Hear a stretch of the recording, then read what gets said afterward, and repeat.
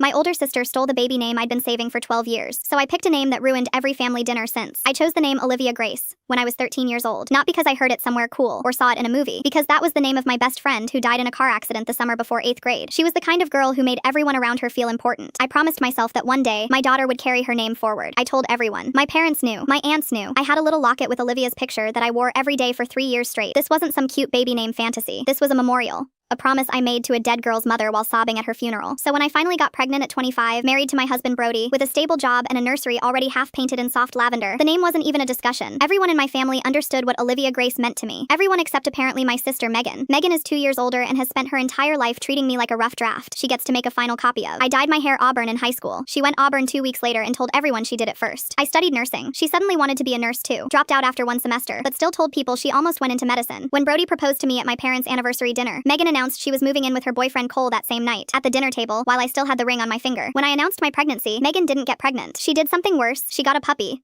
and named it Olive. I thought it was weird, but convinced myself it was a coincidence. Megan had never shown interest in the name before, but maybe she just liked it. People name dogs all kinds of things. Then 3 months before my due date, Megan found out she was pregnant. She called me screaming with excitement, and I was genuinely happy for her. She and Cole had been together 4 years. It felt right. But then the questions started. What color is your nursery? What stroller did you pick? Are you still going with that name? That last question made my stomach drop. Yes, Megan. I'm still going with Olivia Grace. You know why? Of course. Of course. I was just asking. She was due 3 months after me. I wasn't worried. I would name my daughter first, and that would be that. Except my body had other plans. I developed preeclampsia at 32 weeks. I was put on bed rest, then hospitalized. My delivery kept getting pushed while doctors monitored my blood pressure. Meanwhile, Megan carried her baby perfectly. No complications, no drama. At 37 weeks, Megan went into labor. I was still in the hospital on the other side of the same building, hooked up to monitors, when my mom came into my room with a weird look on her face. Megan had her baby, a girl. That's amazing, I said. What did she name her? My mom wouldn't look at me. Mom, what did she name her? Olivia Grace. I didn't scream. I didn't cry. I just stared at the ceiling while my blood pressure monitor started beeping faster, and 2 nurses rushed in thinking something was wrong with me medically. Something was wrong with me, just not the kind they could fix. When I confronted Megan the next morning, she was breastfeeding and barely looked up. It just felt right when I saw her. Besides,